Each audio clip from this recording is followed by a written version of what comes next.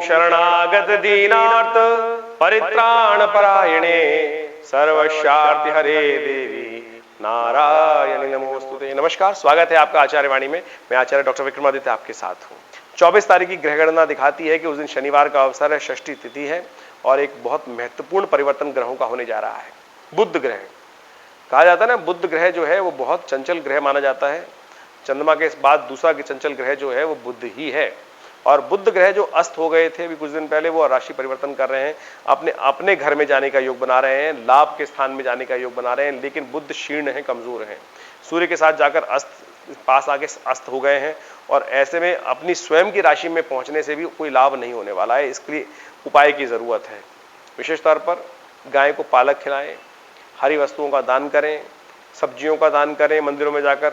अन्यथा ये बुध जो है आपकी ऑर्गेनाइजिंग कैपेसिटी में, लाभ की स्थिति में उतना बड़ा लाभ नहीं देंगे जितना वर्ष में एक बार आते हैं इस राशि पर, और वहीं कमजोर हो गए तो फिर कैसे लाभ देंगे। तो इसलिए कोशिश करें इस समय को बदलने के लिए भगवान की आराधना करें, भगवती को माँ का यज्ञ करते हुए। आज स्कंद षष्ठी भी है, साथ साथ आज नवरात्र में कात्यायनी देवी की पूजा करने का अवसर भी है। तो ऐसे में माँ भगवती के मंदिर में जाकर हरे वस्त्र माँ भगवती को अर्पित करें और आंवलों की माला भगवती को अर्पित करें। कल्याणकारी योग बनेंगे, कष्ट दूर करने के योग बनेंगे। 25 जून की यदि हम बात करें तो उस दिन रविवार का अवसर है और विशेष तौर पर ग्रहों का योगा योग दिखाता है कि विशेष तौर पर उस दिन वैवस्वत सप्तमी है। रविवार और सप्तमी सूर्य को प्रसन्न करने का दिवस, यश कीर्ति सबकी वृद्धि का अवसर। ऐसे में देखिए आपके सूर्य जो है वो एकादशवें भाव में चल रहे हैं, संतान के लिए भारी हैं। तो ऐसे में आपको उस दिन विशेष तौर पर भगवान सूर्य को प्रसन्न करने के लिए आप उनके मंत्र का पाठ करें, गायत्री मंत्र से यज्ञ करें और साथ साथ उनको अर्घ्य दें और उनका पूजन विधिवत रूप से करने के बाद गेहूं का दान करें। इससे संतान के लिए कष्ट जो बनने के योग बन रहे हैं उसमें कहीं ना कहीं निवृत्ति के रास्ते प्राप्त हो सकते हैं।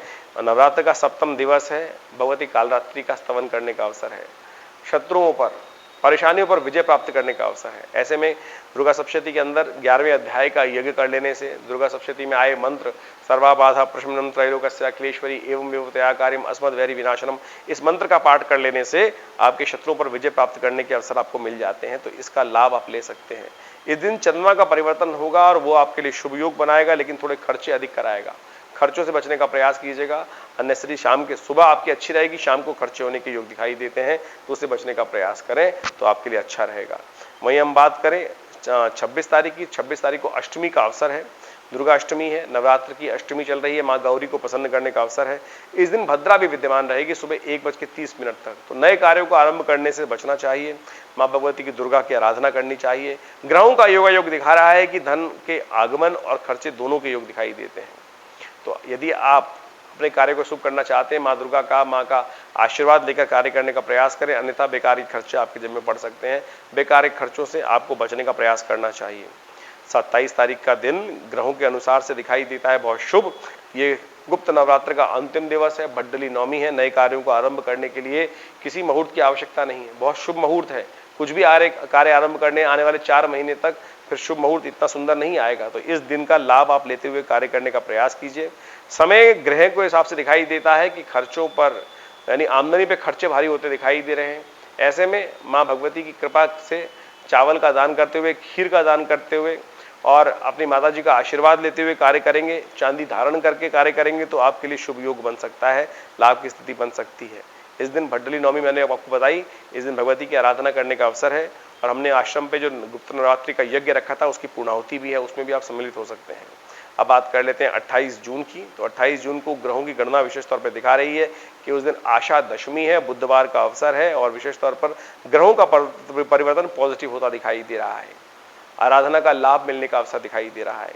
गज केसरी योग विद्यमान है, धन आगमन के योग दिखाई देते हैं, लेकिन फिर भी कुछ बेकार के काम आपके जिम्मे पड़ सकते हैं, उनसे बचते हुए कार्य करने का आपको प्रयास करना चाहिए।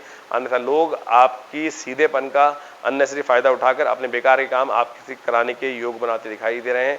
तो बुद्धिमानी के साथ कार्य करने का प्रयास करें, समय का सदुपयोग करने का प्रयास कीजिए। 29 तारीख को ग्रहों की गणना दिखाती है कि इस दिन आपके लिए जो समय है वो विशेष तौर पर पॉजिटिव रहेगा। समय का लाभ आप यदि अपने आप को बैलेंस कर काम करेंगे तो बहुत बढ़िया से लाभ उठा सकते हैं। आपको बेकार अपने बस समय को यूटिलाइज करने का प्रयास करना है, समय को देखते हुए कार्य करने का प्रयास करना है। एक एक क्षण बड़ा महत्वपूर्ण है। और ये समय धन लाभ की स्थिति को दिखा रहा है। यदि हल्का समय आप बेकार बातों में व्यर्थ करेंगे तो उतना धन लाभ से दूर होंगे। तो कोशिश करें अपने समय को सदुपयोग करने का प्रयास करें। देवशयनी एकादशी है और इस दिन भगवान विष्णु का विशेष पूजन किया जाता है और कहा जाता है शास्त्रों के अनुसार से इस दिन भगवान विष्णु समस्त संसार की सत्ता जो है भगवान शिव को सौंप देते हैं आने वाले 4 महीने के लिए। और फिर देव उठनी एकादशी पे जाकर भगवान विष्णु वापस समस्त संसार का कार्यभार लेते हैं। तब तक भगवान शिव संसार को चलाते हैं। तो भगवान शिव के साथ साथ विष्णु के साथ साथ शिव की भी आराधना करने का सुंदर अवसर आरंभ होने वाला है। सावन का महीना आरंभ होने वाला है। हमने विवेकानंद योगाश्रम में इस सुंदर अवसर पर पूरे 60 दिन के लिए, इस बार सावन 60 दिन का है, 60 दिन तक रुद्राभिषेक का आयोजन किया है। आप सब लोग इस सुंदर कार्यक्रम में भाग लेकर लाभ की स्थिति बना सकते हैं। बड़ा सुंदर योग बनने वाला है। ऐसे में समस्त कष्टों को दूर करने के लिए भगवान शिव का नित्य प्रति रुद्राभिषेक विवेकानंद योगाश्रम में रखा जाएगा। उसका लाभ आप लें, कल्याणकारी योग बनेंगे। एकादशी है तो ऐसे में चावल का दान करना और एकादशी का व्रत करना बड़ा कल्याणकारी रहेगा, लाभ की स्थिति को उत्पन्न करने वाला रहेगा। 30 जून के लिए हम बात करें तो 30 जून को ग्रहों की गणना दिखाती है कि इस दिन शुक्रवार का अवसर, द्वादशी तिथि और साथ साथ चंद्रमा का परिवर्तन जो होने जा रहा है वो आपके लिए बड़ा शुभ रहेगा। ग्रहों योग के अनुसार से आपके जीवन में लाभ की स्थिति उत्पन्न होगी, लेकिन थोड़े खर्चे ज्यादा बढ़ते दिखाई दे रहे हैं। आप सदकर्म की तरफ प्रेरित होंगे। मन थोड़ा सा कच्चा रहता दिखाई दे रहा है। मन को साधने की जरूरत है। मंगल परिवर्तन की तरफ जा रहे हैं। मंगल बड़े कमजोर थे और ऐसे में चंद्रमा भी कमजोर हो जाने से मन में कच्चापन रहेगा, हिम्मत नहीं कर पाएंगे। इसलिए हिम्मत करें। हिम्मत करेंगे तो बिल्कुल लाभ की स्थिति उत्पन्न कर सकते हैं। थोड़े खर्चे आपको जरूर परेशान करते दिखाई दे रहे हैं, उनको बैलेंस करने की जरूरत दिखाई देती है, अन्यथा परेशानी में फंस सकते हैं। तो कोशिश करें, भगवान का स्तवन करें, भगवान शिव का स्तवन करें, गौ पूजन करें, कल्याणकारी योग बनेंगे। शनि मंगल का परिवर्तन होने जा रहा है और कई पिछले 50 दिनों से मंगल जो विशेष तौर पर अशुभ योग बना रखा था, षडाष्टक योग बना हुआ था, वो परिवर्तन होकर मंगल अब शक्ति संपन्न हो जाएंगे। हिम्मत जागने के योग बनेंगे कल से और परिवर्तन का योग बनेगा। आपके लिए परिवर्तन थोड़ा सावधानी भरा रहना चाहिए, क्योंकि मंगल शक्ति संपन्न हो जाएंगे लेकिन शनि के सामने आ जाएंगे और ऐसे में शनि का समसप्तक योग बनेगा। ये संसार में विप्लव उत्पन्न करेगा, आपके मनोमस्तिष्क में द्वंद्व उत्पन्न करेगा। उससे बचते हुए कार्य करना है, उपाय हम आपको बताएंगे। इसका अलग से एक वीडियो बना रहे हैं कि शनि का जो मंगल का षडाष्टक योग खत्म होकर समसप्तक योग बनने जा रहा है, यह क्या कुछ करने जा रहा है, उसको देख लीजिएगा, उससे आपको रास्ता मिलेगा। धन्यवाद।